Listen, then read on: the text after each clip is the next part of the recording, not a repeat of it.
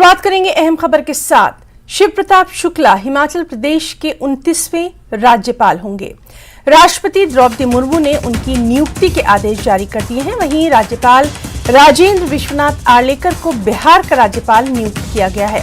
CM Sukhu और deputy CM ने शिव प्रताप शुक्ला को बधाई दी है। शिव प्रताप यूपी के गोरखपुर में खजनी के रुद्रपुर के रहने वाले हैं। वो यूपी विधानसभा के लिए 4 बार विधायक, 3 बार केंद्रीय मंत्री और राज्यसभा के सदस्य भी रह चुके हैं। शुक्ला ने अपने सियासी सफर की शुरुआत अखिल भारतीय विद्यार्थी परिषद एबीवीपी से की थी। तो ट्रैफिक के जरिए हम आपको बता रहे हैं हिमाचल प्रदेश के नए राज्यपाल 29वें राज्यपाल शिव प्रताप शुक्ला, राष्ट्रपति द्रौपदी मुर्मू ने उनकी नियुक्ति के आदेश जारी कर दिए हैं।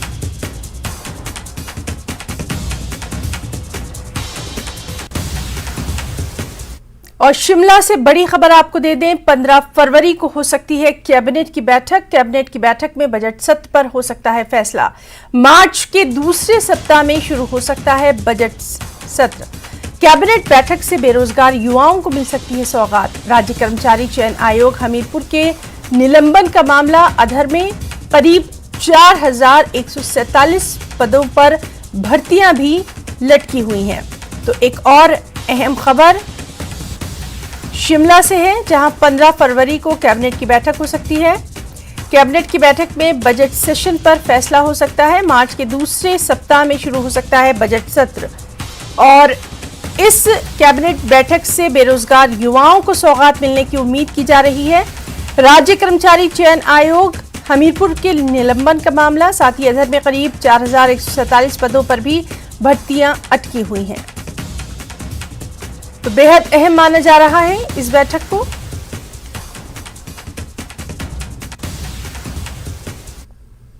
पूर्व की जयराम सरकार ने 18 कॉलेजेस खोले थे। उनमें से नए कॉलेजों में 5 कॉलेज ऐसे हैं जहां एक भी छात्र ने एडमिशन नहीं लिया। सुक्खू सरकार अब इन्हें बंद कर सकती है। शिक्षा विभाग की रिपोर्ट के अनुसार इन डिग्री कॉलेजों को वर्तमान मापदंडों पर परखा गया था, जिसके अनुसार दूसरे डिग्री कॉलेज से 25 किलोमीटर की दूरी और एडमिशन को आधार बनाया गया था। इन मापदंडों के अनुसार सिर्फ 5 कॉलेज ही पास हो रहे हैं, जिसमें Chamba IT Banikhet degree college, Shahpur का रिडकमार कॉलेज, सिराज का छन्नी डिग्री कॉलेज, सिरमौर का नौहराधार डिग्री कॉलेज और चौपाल विधानसभा क्षेत्र का कुप्पी डिग्री कॉलेज शामिल है। तो शिमला से ये अहम खबर है, जहां जयराम सरकार ने खोले गए 5 कॉलेजों में 0 एडमिशन देखा है। अब 18 कॉलेज बंद कर सकती है सुक्खू सरकार। प्रदेश सरकार कैबिनेट की बैठक में इस पर फैसला ले सकती है। 18 कॉलेजों में विद्यार्थियों की संख्या 1 से 35 तक है। शिक्षा विभाग की सरकार को जो रिपोर्ट सौंपी गई है उसमें ये तमाम खुलासे हुए हैं।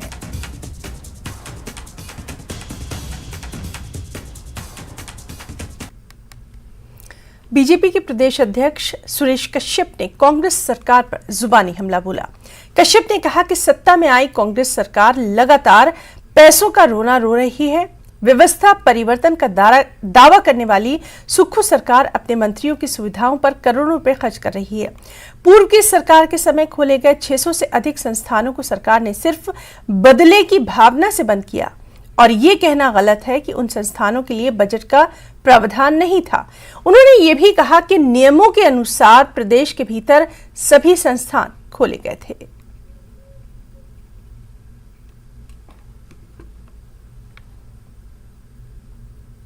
समय एक ही बात का रोना रोते हैं। इन्होंने सरकारी संस्थानों को, जो कि भाजपा ने खोले थे 600 से ज़्यादा, करीब 625 संस्थान बंद केवल इस बात को लेकर कर दिए कि इनके लिए बजट की बजट का प्रावधान नहीं किया गया। जबकि हमारी सरकार ने जो भी संस्थान खोले थे उसको सभी जो जितनी भी आवश्यक उसके लिए, चाहे वो बजट की बात हम करें या दूसरी औपचारिकताएं थी, सभी को पूरा करने के बाद ही खोले थे। लेकिन इन्होंने एक ही बहाना केवल ढूंढा और इन्होंने ये बात कही कि हमको गारंटियां पूरी करनी है। लेकिन आज 2 महीने से ज़्यादा, लगभग 2 महीने का समय हो गया है, इनकी एक भी गारंटी पूरी नहीं हो सकी। उसमें चाहे ओपीएस की बात है, चाहे 1500 रुपये महिलाओं को देने की बात है, या 300 यूनिट बिजली फ्री देने की बात है, अर्थात एक भी गारंटी भी अभी इनकी पूरी नहीं हुई और केवल ये कर्ज का रोना रो रहे हैं। शिमला में मुख्यमंत्री आवास ओक ओवर के पास एक पुराने भवन में आग लग गई। ये आग करीब सुबह 5 बजे लगी। ये भवन सीएम आवास से महज 150 मीटर दूर है।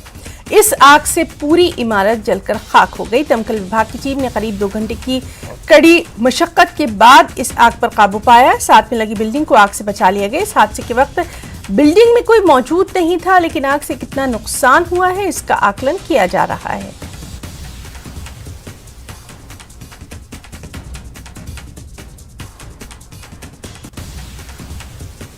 खबर किन्नौर से है, जहां के सापनी गांव में कई क्षेत्रों में भूस्खलन की घटनाएं होने से ग्रामीणों में दहशत देखी जा रही है।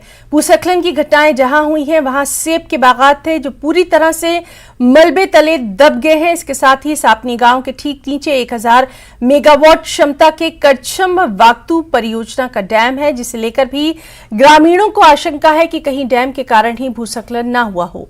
गांव वालों के मुताबिक साल 2007-8 में विश्व की सबसे बड़ी भूमिगत जल विद्युत परियोजना नाथपा झाकड़ी परियोजना के दौरान गांव कंडार में भूस्खलन हुआ था। इसके बाद पूरे गांव को शिफ्ट किया गया था।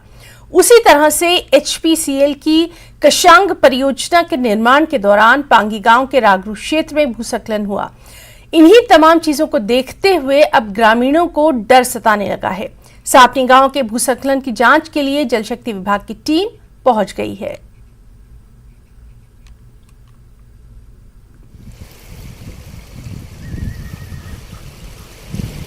बिल्कुल खत्म हो गया, नुकसान हो गया हमारा बहुत ही नुकसान हो गया। पौधा खत्म, हमने राजमा भी नहीं उठाया, छली भी नहीं उठाया, ज्यादा खत्म। कोई हिसाब नहीं कर रहे थे। गाँव वाले भी सब प्रधान भी बहुत मांगने को तैयार होते, हमारे को कोई हिसाब नहीं किया, कुछ हिसाब नहीं किया कि हमारे को ना नुकसान ही मिला नहीं कुछ। एक गाय फंसी हुई है, अरे न करे गाय फंसे और रात को बच जाती है, जिसको आती है क्या। नूरपुर में ब्लॉक कांग्रेस की ओर से स्पीकर कुलदीप सिंह पठानिया का गर्मजोशी से स्वागत किया गया। इस दौरान पूर्व विधायक अजय महाजन मौजूद रहे। इस मौके पर कुलदीप पठानिया ने कहा कि वो अपने दायित्व का निर्वहन करेंगे और हिमाचल के हित में काम करेंगे। इसके लिए वो चाहते हैं कि हिमाचल विधानसभा में सार्थक चर्चा हो और नियम कानून बनाकर लोगों के हितों को सुरक्षित बनाया जाए।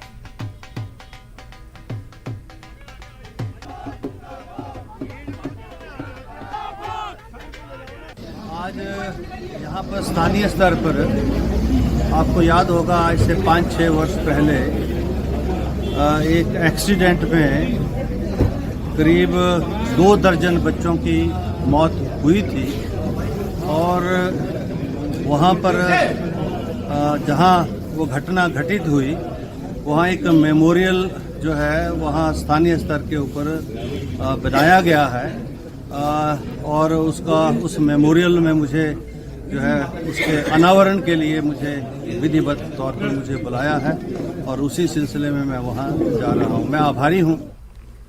नूरपुर की पंचायत कमनाला में राष्ट्रीय राइफल्स के नायक मनोहर लाल का शानदार स्वागत किया गया। मनोहर लाल को उनकी बहादुरी के लिए सेना मेडल से सम्मानित किया गया और सम्मान पाने के बाद वो पहली बार अपने पैतृक गांव कमनाला पहुंचे। मनोहर लाल ने बताया कि 2010 में वो सेना में भर्ती हुए थे। 9 अप्रैल 2019 को जम्मू कश्मीर के पुलवामा में उन्होंने अपने एक साथी जवान के साथ मिलकर मुठभेड़ में 2 आतंकवादियों को मार गिराया था।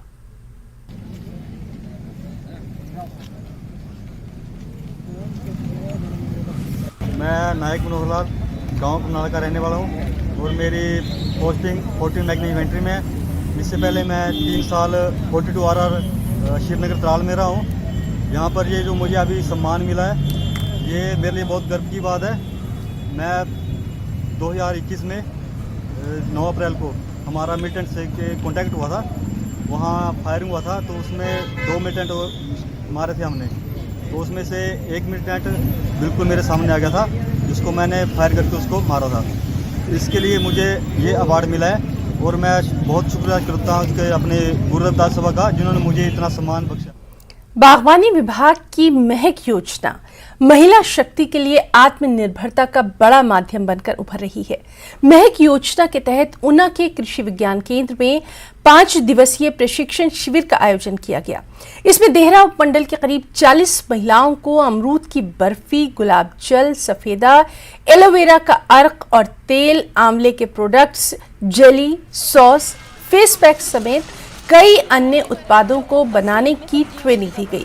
साथ ही औषधीय एवं सुगंधित पौधों की खेती की जानकारी दी गई। इस मौके पर राष्ट्रपति सम्मान से सम्मानित प्रगतिशील किसान धर्मवीर ने महिलाओं को किसानी के टिप्स दिए।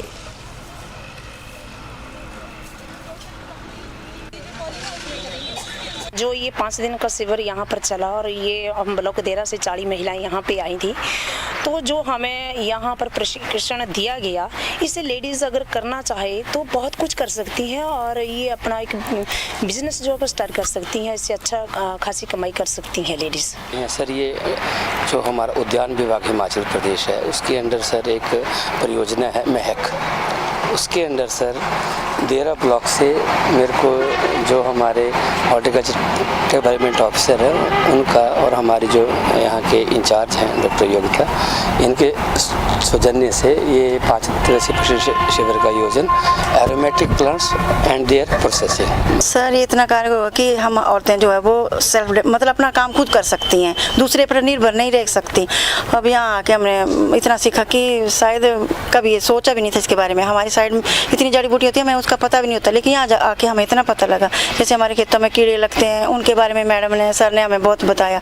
फिर धर्मवीर जी आए थे, उन्होंने हमें जूस के बारे में बताया कि कैसे जूस निकालना वगैरह। वो सारी चीज़ें जो हमें पता भी नहीं था कि यूज हो सकती हैं, वो हमने यहाँ यूज करना सीखी। सर, हमें स्पेदे के बारे में, इन चीज़ों के बारे में कोई पता नहीं था।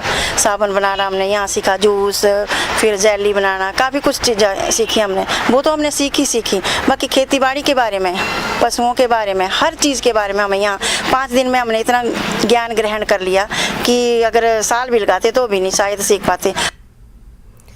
ऊना में महिला सशक्तिकरण के लिए पिछले सालों से काम कर रही संस्था स्वयं विमेन फेडरेशन की ओर से बालिका छात्रवृत्ति परीक्षा आयोजित की गई। इस परीक्षा में 5वीं से 10वीं कक्षा की करीब 400 छात्राओं ने भाग लिया। परीक्षा में टॉप करने वाली 5 छात्राओं को संस्था की ओर से वित्तीय सहायता प्रदान की जाएगी। संस्था से करीब 15,000 परिवार जुड़े हैं।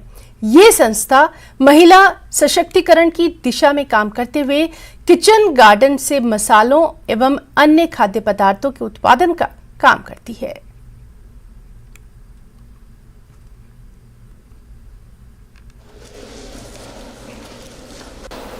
स्वामी विमेन फेडरेशन ऊना जिला के लगभग 15,000 परिवारों के साथ जुड़ी हुई एक संस्था है और हमारी संस्था का जो मुख्य उद्देश्य है वो महिला सशक्तिकरण है।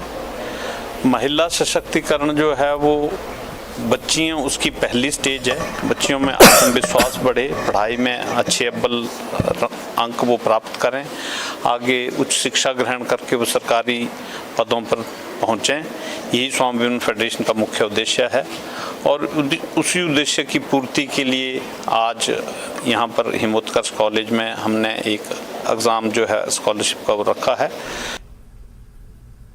अपना हिमाचल में यहाँ रुकना चाहेंगे एक छोटे से ब्रेक के लिए।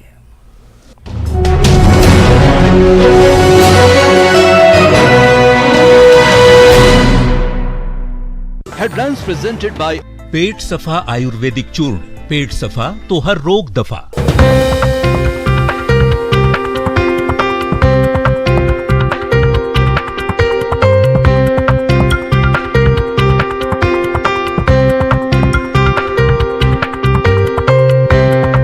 हेडलाइंस प्रेजेंटेड बाय पेट सफा आयुर्वेदिक चूर्ण। पेट सफा तो हर रोग दफा। News network, news 18 network.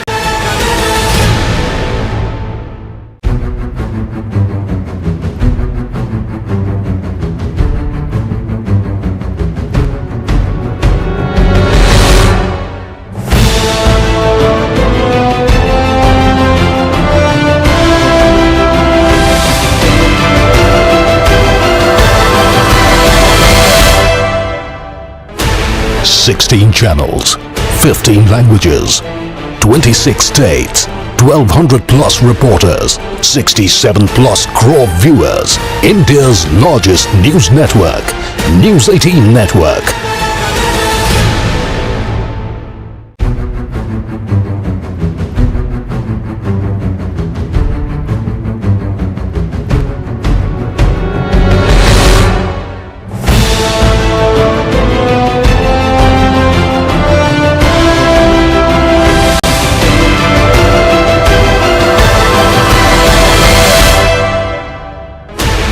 Sixteen channels, 15 languages, 26 states, 1200 plus reporters, 67 plus crore viewers. India's largest news network, News 18 Network.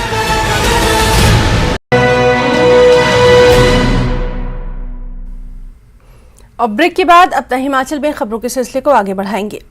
Women IPL में हिमाचल की 5 क्रिकेटर शॉर्टलिस्ट की गई हैं। इसके लिए मुंबई में कल ऑक्शन रखा गया है। रेलवे की ओर से रेणुका सिंह का पंजीकरण कराया गया। वहीं HPCA सुषमा वर्मा, हरलीन देओल, वसवी फिस्टा, चित्रा जाम्बाल और सुष्मिता कुमार का रजिस्ट्रेशन हुआ है।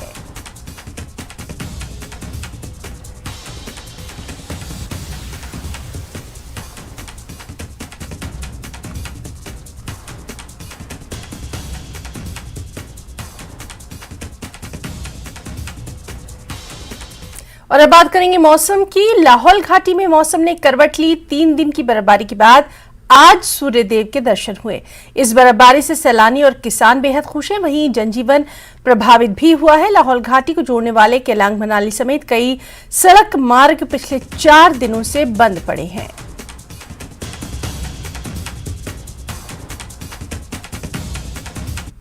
घाटी में मौसम ने एक बार फिर से करवट बदली और करीब 3 दिनों के बाद सूर्य देव ने दर्शन दी है, जिसके चलते जो है घाटी के लोगों ने राहत की सांस ली है। और जहां तक सड़कों की बात की जाए तो लाहौल घाटी के जितने भी सड़क मार्ग हैं उसके साथ साथ मुख्य सड़क मार्ग हैं वो फिलहाल जो है वाहनों की आवाजाही के लिए बंद है। इसके साथ साथ मनाली सड़क मार्ग की भारी बर्फबारी के चलते इसे जो बंद कर दिया गया है। उपायुक्त जिला लाहौल स्पीति सुमित खिमटा ने सीमा सड़क संगठन के अधिकारियों को निर्देश दिया है, जैसे ही मौसम साफ होता है तो मुख्य सड़क मार्ग के साथ साथ केलोंग मनाली सड़क मार्ग को भी बहाल करने के जो है निर्देश जारी कर दिए गए हैं। जहां तक तापमान की बात की जाए तो लगातार जो है घाटी में बर्फबारी के चलते तापमान में भारी गिरावट दर्ज की जा रही है और शीत लहर की चपेट में इस समय पूरा लाहौल घाटी जो है जूझ रहा है। और जहां हिमस्खलन की बात की जाए तो क्योंकि अब लगातार बर्फबारी हो रही थी, इसके चलते जो है कई संभावित स्थानों में हिमस्खलन का खतरा जो है बना हुआ है और इसको लेकर जो है जिला प्रशासन ने पहले ही हिदायत जारी करते हुए लोगों को अनावश्यक यात्रा से बचने की सलाह दी है। न्यूज़ 18 हिमाचल के लिए लाहौल स्पीति से प्रेमलाल। हिमाचल में इस सीजन में अब तक हुई बर्फबारी की सबसे शानदार तस्वीरें सामने आई हैं, जिसे देखकर आपका मन भी खुश हो जाएगा। शायद थोड़ा मलाल भी होगा कि काश मैं भी मनाली में होता। ये तस्वीर देखिए, मनाली में दोपहर 3 बजे के करीब ये बर्फबारी शुरू हुई, जिससे सैलानियों के चेहरे खिल उठे। लोग छतरी लेकर बाकायदा सड़कों पर उतर आए और इस अद्भुत बर्फबारी का आनंद लेने लगे। राज्य के पहाड़ी इलाकों में लगातार 3 दिन से बर्फबारी हो रही है, जिससे हर तरफ बर्फ की चादर जम चुकी है। हिमाचल प्रदेश के पर्यटन मनाली सहित आसपास क्षेत्रों में बर्फबारी का दौर लगातार जारी है। इसमें मैं खड़ा हूं मनाली के मॉल रोड पर, यहाँ पर जो है बर्फ के फाहों के गिरने का सिलसिला लगातार जारी है। घाटी में मौसम के बदले मिजाज से जहां पूरी समूची घाटी इसमें जो ठंड की चपेट में आ चुकी है, लेकिन इस वक्त जो कुल्लू मनाली घूमने आने वाले जो पर्यटक है वो काफी प्रसन्न यहाँ पर है। आप तस्वीरों में देखिए पूरा मनाली का मॉल रोड इसमें जो है पर्यटकों से यहाँ पर जो है गुलजार हो चुका। पर्यटक यहाँ पर आकर जो है लाइव बर्फबारी का जो यहाँ पर लुत्फ लेते हुए नजर आ रहे हैं। अगर मैं बात करूं अभी की तो जिस तरह मौसम यहाँ पर बना हुआ इसको देखते हुए प्रशासन ने यहाँ पर जो है अलर्ट जारी किया है और सभी लोगों से जो है उन जल क्षेत्रों का रुख यहाँ पर ना करने की अपील की। साथ ही मैं बता दूं कि प्रशासन ने घाटी में लगातार हुई बर्फबारी को देखते हुए अभी तक जो है वाहनों को सिर्फ नेहरूकुंड तक जाने की जो अनुमति दे दी गई, लेकिन जिस तरह जो बर्फबारी घाटी में हो रही है इससे जो है अब वाहन चालकों को जो है अपने वाहन चलाने में जो खासी दिक्कतों का सामना यहाँ पर करना पड़ा, क्योंकि जिस तरह बर्फबारी यहाँ पर हो रही है ऐसे में जो है अब सड़कों पर भी जो है काफी ज्यादा फिसलन बन चुकी है, जिसको देखते हुए प्रशासन ने यहाँ पर जो है सभी वाहन चालकों से अपने वाहन जो है सावधानी पूर्वक यहाँ पर चलाने की अपील की। इसके साथ ही जिस तरह बर्फबारी घाटी में हो रही है, इससे जो अब यहाँ पर दिखते भी जो है बढ़ती हुई नजर आई, क्योंकि जिस तरह बर्फबारी यहाँ पर हो रही है, ऐसे में जो है कई स्थानों पर फिसलन भी काफी ज्यादा बन चुकी है और इसके साथ ही कई क्षेत्रों में जो विद्युत आपूर्ति भी जो है बाधित चुकी है। ऐसे में जो स्थानीय लोग हैं उन्हें कहीं ना कहीं जो कुछ दिक्कतों का यहाँ पर जो है सामना करना पड़ा है। लेकिन जिस तरह जो बर्फबारी घाटी में हो रही है, ये बर्फबारी कहीं ना कहीं जो है मनाली के पर्यटन कारोबार के लिए जो है एक संजीवनी बनकर आई है और इसका यहाँ पर कुल्लू मनाली घूमने आए पर्यटक जो इसका यहाँ पर आकर जमकर लुत्फ लेते हुए नजर आ रहे हैं। मनाली सचिन शर्मा, न्यूज़ 18 हिमाचल। और अब आपको मनाली की कुछ और तस्वीरें भी दिखाते हैं। एक तरफ सैलानी जहां बर्फबारी में मस्ती कर रहे हैं, वहीं बर्फबारी से कई जगह मुसीबतें भी बढ़ गई हैं। अटल टनल रोहतांग में करीब 4.5 फीट ताजा बर्फबारी हुई। सोलंग नाला सहित आसपास के क्षेत्रों में जमकर बर्फबारी हो रही है। अटल टनल की ओर जाने वाले वाहनों पर नाके लगा दिए गए हैं। किसी भी वाहन को नेहरू कुंड से आगे जाने की अनुमति नहीं दी गई है। कई स्थानों पर बिजली नहीं है, कई स्थानों पर पानी की आपूर्ति बंद है। बारिश और बर्फबारी के चलते राज्य में 3 NH समेत 216 सड़कें बंद हो चुकी हैं। 325 ट्रांसफार्मर्स ठप पड़े हैं, जिससे इन स्थानों पर बिजली आपूर्ति बंद है। 10 जगहों पर पानी की सप्लाई भी बंद है। मगर इन सब के बीच यहां बर्फबारी का मजा लेने आए सैलानी खूब मस्ती करते नजर आ रहे हैं।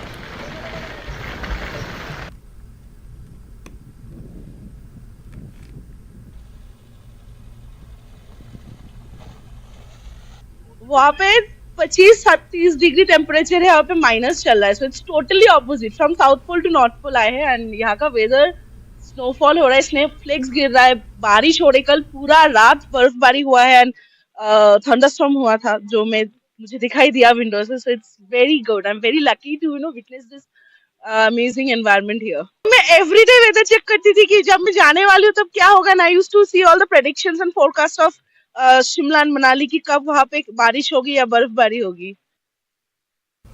और ताजा बर्फबारी के बाद शिमला में भी पर्यटकों की संख्या बढ़ने लगी, लेकिन शिमला शहर में बर्फबारी न होने के चलते यहां आने वाले ज्यादातर सैलानी अब पहाड़ों का रुख कर रहे हैं। शिमला आने वाले ज्यादातर सैलानी कुफरी जा रहे हैं। हालांकि पहाड़ों पर बर्फबारी से शिमला का मौसम भी बेहद सुहावना हो गया है।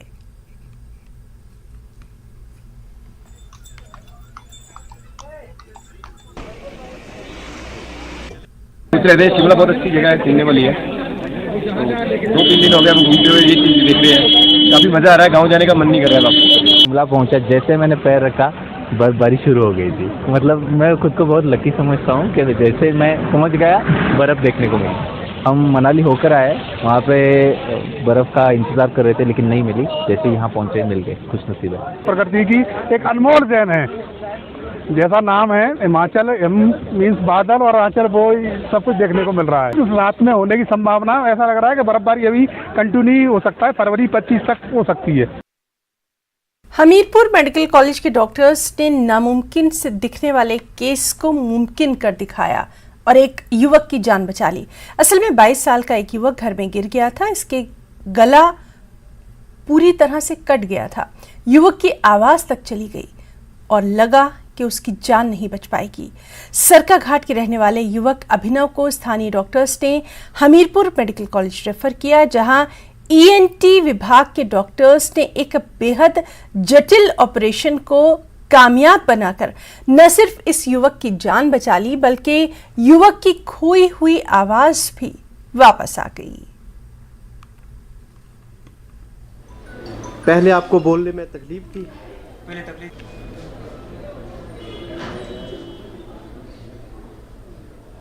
इसको सांस लेने की भी दिक्कत थी, तो इस पेशेंट को हमने ऑपरेशन थिएटर में शिफ्ट किया। पहले हमने इसके सांस लेने के लिए इसके सांस का रास्ता बनाया, जिसको ट्रेकोस्टमी बोलते हैं, वहाँ पे ट्यूब डाली और बाद में फिर हमने इसका वॉइस बॉक्स जो है वो रिपेयर किया। कट होने से जो सांस लेने की नली है उसमें गैप आ गया था, तो उसको इमीडिएटली पहले रिपेयर किया, ट्रेकोस्टोमी करी।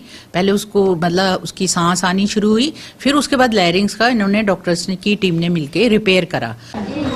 मेरे बेटा को तो मैंने जब इस हालत में देखा था, मैंने तो रात भर अंदर बाहर कर रहे थे, लेकिन सुबह 5 बजे के टाइम था, मैं ब्रश करने निकल गया था बाहर। तो उसके बाद में इसकी नाले में पूरा ब्लीडिंग होकर लड़ी हुई देखी थी मैंने। पेशेंट हमारे पास आया था, उसको जो वॉइस बॉक्स था वो पूरी तरह से डैमेज हो गया था, चोट की वजह से वो गिर गया था पानी में और किसी शार्प चीज़ से उसको इंजरी हुई थी।